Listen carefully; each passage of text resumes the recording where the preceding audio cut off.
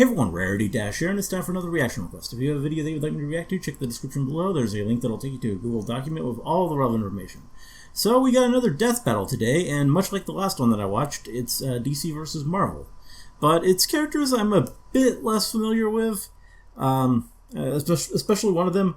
We've got Black Adam versus Apocalypse as our battle today. And I remember Apocalypse, he was like an X-Men villain. I don't remember that much about him, but I do remember him being in the old X-Men cartoon. I forget if he was in any of the movies, because I did see like all the or most of the X-Men movies. Like I think they made a bunch of them towards the end that I didn't see, but I saw like a good number of them. As for Black Adam, I don't really know much of anything about the character. Like, I know he had his own movie. He was played by The Rock.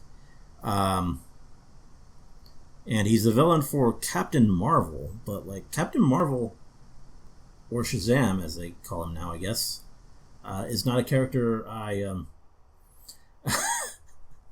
really ever encountered much.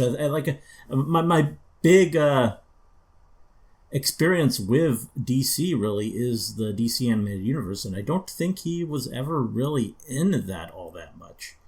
I think he did have one episode in Justice League Unlimited, but it was kind of like a weird one where he was like the antagonist in a way. And it was like sort of a conflict between him and Superman, I think. And I definitely don't think any of his like specific villains were ever incorporated in the show. So I don't have any sort of familiarity with Black Adam, I would say, other than knowing that he exists and is this big villain for Shazam, I guess now. And I mean, considering that, considering he's a villain for one of the most powerful DC superheroes that there is, he's probably pretty damn serious. And I know Apocalypse is serious. I don't really remember what Apocalypse's powers are, though. So going into this one, I'm very much at a loss as to how I would weigh it. I think my gut instinct is that Black Adam is probably more powerful. Just because, like, my mind is telling me that Shazam is a really, really powerful superhero, so this is someone who contends with him. And the X-Men, I mean, they're powerful, but they're a whole team. And if it takes a whole team to take out Apocalypse... And I know, like, I think Shazam has, like, sidekicks and stuff, too, so maybe... I don't know. I don't really know this one at all. So I'm curious, though. I'm interested to learn more about these characters and just see how this battle goes. So let's go ahead and get it started. Here we go. This episode is sponsored by BetterHelp. We're faced with challenges in life all the time, especially these days. It feels like it's basically constant. And because of that, it can be overwhelming to learn I'm how gonna to skip find that, some sorry. I don't usually, but or talk back out there. I've heard these and you can ads enough. visit BetterHelp. GL. Like, it was a different sponsor than something I hadn't heard a million times. DC's ferocious champion of Shazam. Apocalypse, Marvel's baleful mutant conqueror. Anubis, Thoth, Ra. For over 30 centuries, Egyptian mythology spawned countless legends. And we've got comics' biggest baddies this side of the Nile. He's Wiz and I'm Boomstick. And it's our job to analyze their Were they both weapons, armor, connected and to skills to find out who Egyptian would stuff? win a death That's kind of battle. cool. You've heard of Gotham, the Mascara, Metropolis, just a few of DC's unique tourist spots. But there's another. South of the Mediterranean Sea and north of the Sinai Peninsula rests the sovereign nation of Kahndaq. While those spots have Superman and Batman solving crimes like it's magic, Kahndaq's got an actual magic man saving them, Black Adam. Long ago, Teth Adam and his people were enslaved by the conqueror Ebok and his army of barbarians. All he had left was his nephew, Amon. Upon fleeing certain death, the two stumbled onto the Rock of Eternity, a mystic lair that has defended magic since the dawn of time. Here, the two earned an audience with the lair's masters, the excellently named Council of Wizards. Seeing the purity in little Lamon's heart, this wannabe Gandalf decked him out with super magic. And being the nice guy he is, Amon shared some magic power with his uncle. Spoiler alert! not his best idea. They returned to Kahndaq to free their people, but their methods reached an impasse. Amon wanted to use his powers to resolve matters in a peaceful fashion. However, Teth Adam desired vengeance, emancipation through slaughter. So Uncle Teth sat his nephew down, man to man, looked him straight in the eyes, and then frickin' killed him. Then used his borrowed power to steal the rest of the super magic. You know what they say, no nephew, no problem. With the full might of the wizards at his fingertips, Black Adam annihilated the barbarians and freed his city. Suffice to say, he's not exactly your typical hero. Even the superhero Doesn't sound like much of don't one. try him, and for good reason. Kmart Merlin here didn't Guess give they did Adam something some with him dirty animated wand, eventually. But that dope shit, the living lightning. While it may function just like real lightning, this living lightning is among the most potent spells in comics history. That is a cool look. Magic lightning. You ever see normal lightning kickstart a giant's heart and juice up the Flash? Because Black Adam's lightning did, and activating it is as easy as saying the magic word, Shazam! Wait, hold up. That's Billy's word. Shouldn't he shout like, Black Adam or Shazoo? Remember, Kmart Merlin? This is Mamaragan, the mightiest of the wizards. To better protect the multiverse's magic, he promotes individuals to be his mythic champions. Black Adam is one of the first. So kind of like Shazam with another name. I like my idea better. Shazoo! It really lets you know you gotta be quiet, like when you're in a zoo or, the animals will kill you.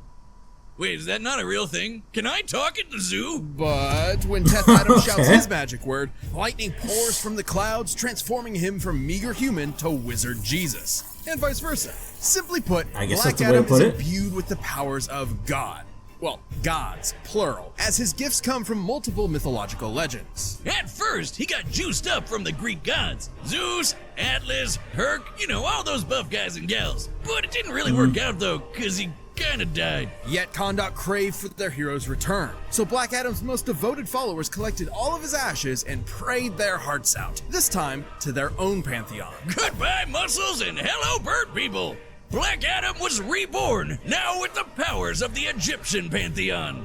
Gods like Shu, Amun, and Horus gave Adam the basics: super strength, speed, flight, and an undying body. But the real magic's with the other three. The power of Aten channels the living lightning throughout his entire body for combative purposes, and the wisdom of Zehuti improves Black Adam's strategic thinking. It's a council of knowledge from the gods that clues Black Adam in on how to defeat his enemies. Like, for instance, when evil Joker Batman drove Billy mad, Billy went all King Shazam on Kahndaq. But guess what? Zehuti had Black Adam instinctively lead Billy into a trap to destroy his ass with the power of Sunday prayers. Hallelujah! Holy shit! And finally, the courage of Mehen. Besides minor healing and resistance to mental attacks, Mehen's power granted Black Adam an indomitable will. It's got him through some really rough patches. His family, dead.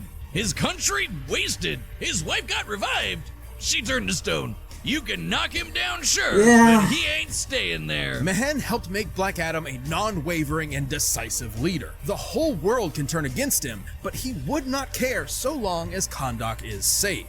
To reach those ends, he's partnered with the Justice Society of America, the Society of Supervillains, and even the Justice League. Rubbed elbows with Superman one day and Lex the next. So, is Black Adam a good guy or a bad guy? Neither. Only the side that benefits his people matters. He's not concerned with morality, and his brash nature is frequently misunderstood. It's it what is an led to interesting the entire idea for a JSA character, for jumping sure. him. Twice. And they still couldn't check him. Adam's just built that different. Black Adam caused sandstorms with a single clap, pushed the moon, and killed the 4 horsemen of the apocalypse. Okay. When space cultists came a knocking on Earth, he fought side by side with his best bro, Sinestro. Afterward, when the Yellow Lanterns dipped and took their rings with Great them, when your best Sinestro bro's let Sinestro. Black Adam keep the one he got.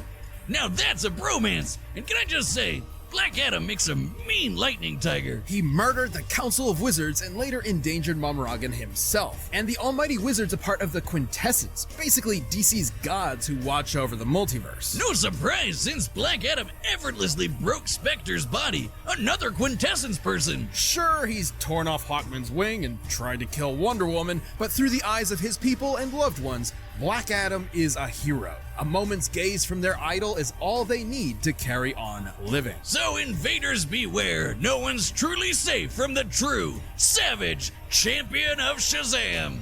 Ah shit, I was kinda hoping I'd transform there. Shazoo! Fuck!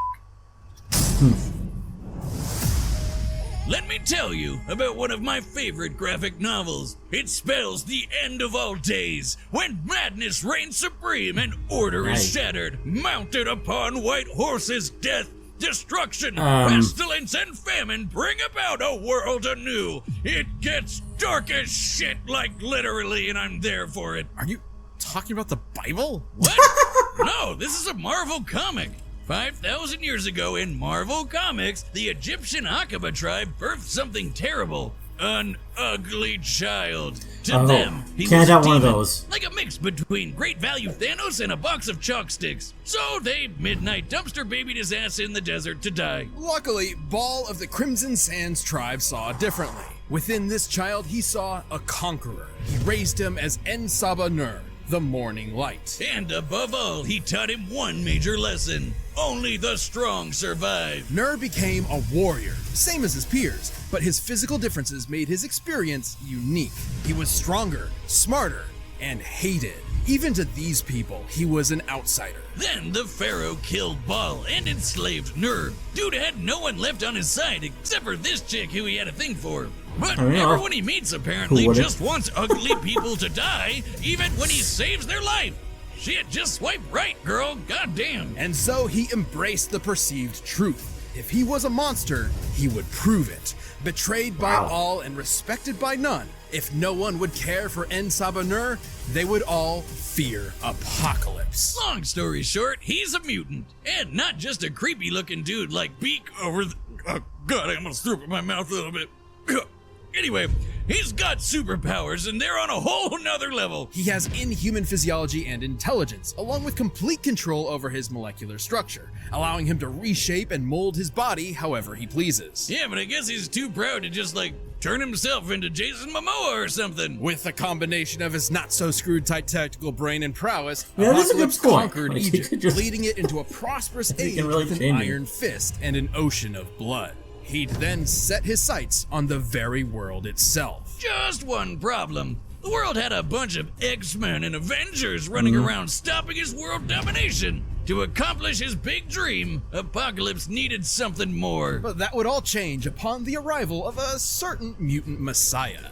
Okay, so first, Apocalypse found some space tech that belonged to Celestials, basically Marvel's gods. Despite its amazing potential, he wasn't able to make use of the technology until the time traveler Cable showed up to kill him. Instead, Cable accidentally infected Apocalypse with the techno-organic virus, a disease that turns organic matter to futuristic technology. Turns out, this is exactly what Apocalypse needed to access the Celestial tech. With the promise that he would repay the Celestials later, he was bestowed a gem that would change the game forever. This is a Death Seed, a celestial artifact with the purpose of leading Earth into a higher evolved form. By injecting a Death Seed into someone, they are transfigured into one of Apocalypse's horsemen, a being of incredibly fatal power. Don't forget about that techno-organic virus either. Controlling the virus means controlling all technology with your mind. Cable couldn't tame it, but Apocalypse's power is so vast, he had no issues controlling it. So, take a god pyramid, add a super tech virus, multiply the X gene, and what do you get? An Apocalypse who is unrecognizable from his meager past. With these three under his command, any superpower you can think of is now at his disposal. Apocalypse can teleport, blast all sorts of energy, turn invisible, regenerate limbs, read minds, and friggin' fly. Look at him whiz! He's got his hands behind his back and he just doesn't give a shit. And most impressive is his ability to siphon energy. He once absorbed Cyclops' laser with his bare hand, the same laser that can split planets. It wasn't long before the virus incorporated technology into his molecules. With mere thoughts, he can construct fake bodies, entire robot armies, and even morph himself into a kaiju. At his peak, virtually no one stands a chance. On a bad day, Apocalypse bodied 6 of the strongest X-Men in a minute. His telepathy alone contends with Jean Grey, one of the greatest psychics in Marvel. He's out-muscled and outpaced both Hulk and Thor. And we all know how crazy those two are. We're talking about heroes able to destroy the Marvel Universe. And in an alternate timeline, Apocalypse even slaughtered a Celestial with his bare hands. His bare freaking hands! Wow, way to pay him back for that solid they did you, bro. With that death seed in tow, it's hard to attribute Apocalypse as anything but a force of nature, especially when said death seed has mutated beings capable of fighting the Phoenix Force, a cosmic entity and the primal force of life. In fact, Dr. Doom claims the death seed is directly comparable to the Phoenix itself. So much pain, so many bodies. Apocalypse is an agent of war and has the scars to back it up. And even when someone manages to take him down, so long as he's got blood, metal, and that death seed, he'll just keep coming back again and again and again. Baal would be proud, for what is more inevitable and more dramatic to the annihilation of humans than the Apocalypse himself? Yeah, I This think episode I'm of pretty Death Battle well is sold sponsored on by that. Mint Mobile. After years Thinking of fine print Apocalypse probably contracts has and this. getting ripped off by big wireless providers. I mean, maybe not. I could still anything, see Black it's that Adam there's always pulling a it through, catch. but because they're So both when very we first powerful, heard that Mint Mobile clearly offers very premium powerful. wireless starting at just $15 a month, we thought, what's the catch? But after talking to them But and after using that their break- service, it after all that made breakdown, sense. definitely- There isn't one. Mint Mobile secret Definitely sauce think is the that they're edge goes first to company Apocalypse. sell wireless service online only. They cut out the cost of retail stores and pass those sweet savings directly to you. Mint Mobile's wireless quality is especially impressive, and as a world-class mad scientist, I'm pretty picky. Mint Mobile gives you the best rate whether you're buying for one or a family. And at Mint, families start at 2 lines. And all plans come with unlimited talk and text plus high-speed data delivered on the nation's largest 5G network. And you get to keep your current phone number along with all your existing contacts. To get your new wireless plan for just $15 a month and get the plan shipped to your door for free, go to mintmobile.com/deathbattle. That's mintmobile.com/deathbattle. come on. Cut your wireless bill to $15 a month at mintmobile.com/deathbattle. There we go. All right, the combatants are set, and we've run the data through all. of Whoever this wins, this is gonna be a cool Time fight. for a death battle!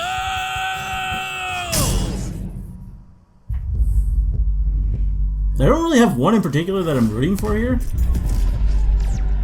Like, I'm expecting Apocalypse more, but I don't have enough of a connection with either of these characters to really, like, want one to win over the other.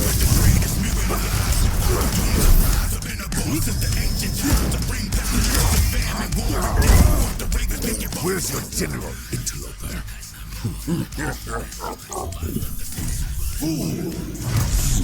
Humans interlope on mutant sanctuary. Nice.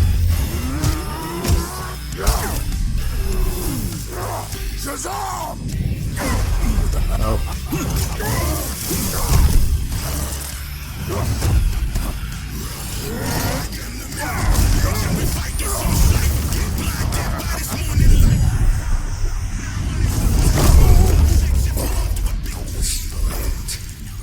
Yeah, that's not gonna be enough. You no longer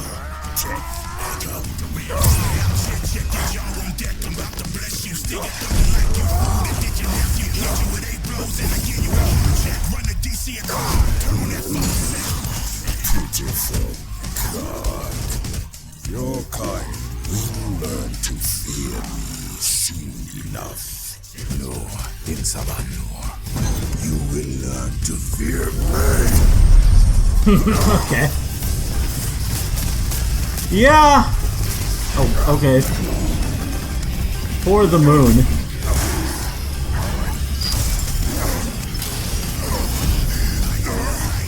Get the hell out of my country.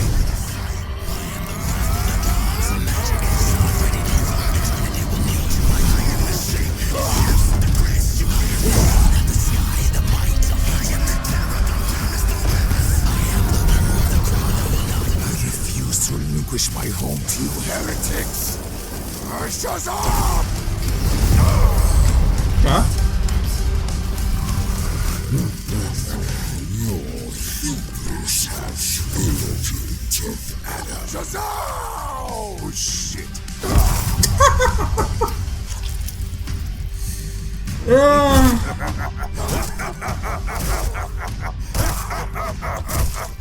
I never offered you a choice. Now, That's pretty gruesome. everything you've built will fall. I don't know if I can remember a death battle that.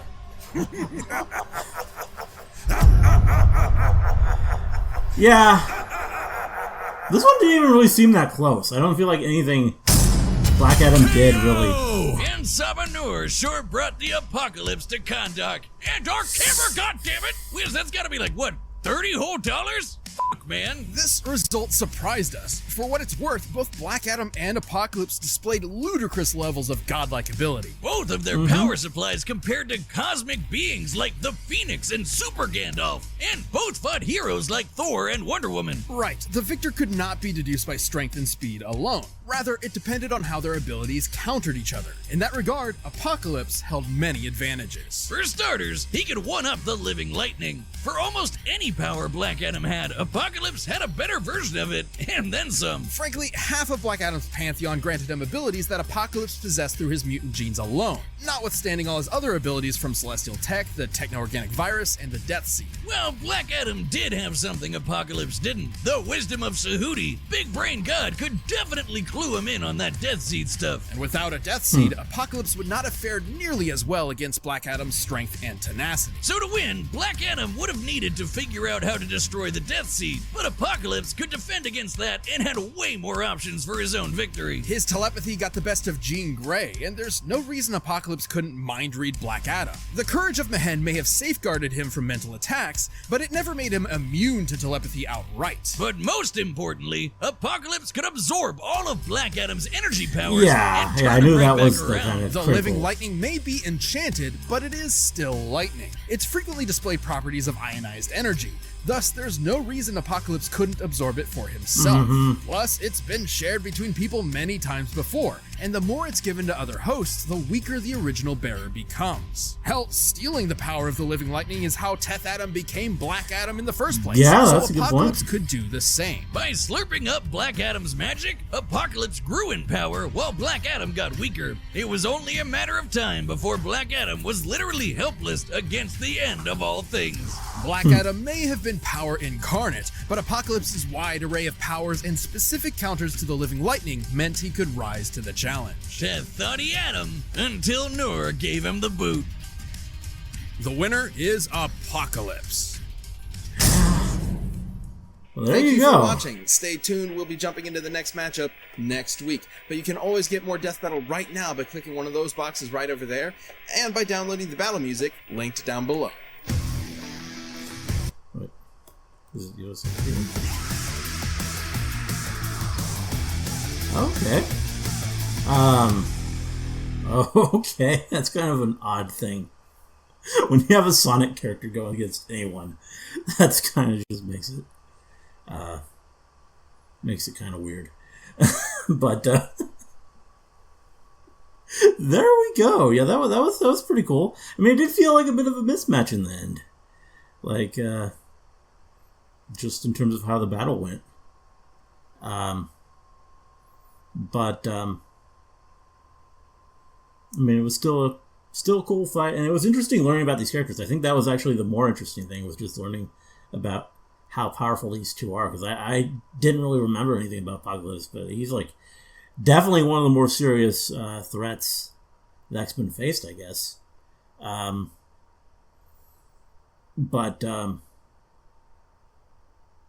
Yeah, that was interesting. And Black Adam, I knew almost nothing about, but he definitely has an interesting backstory, and he's just an interesting character. Period. Just for how he's so gray as a character. Yeah, cool video as expected from Death Battle. Good stuff. Not much else to say. I hope you guys liked the reaction. Let me know if you did, and see you in the next one.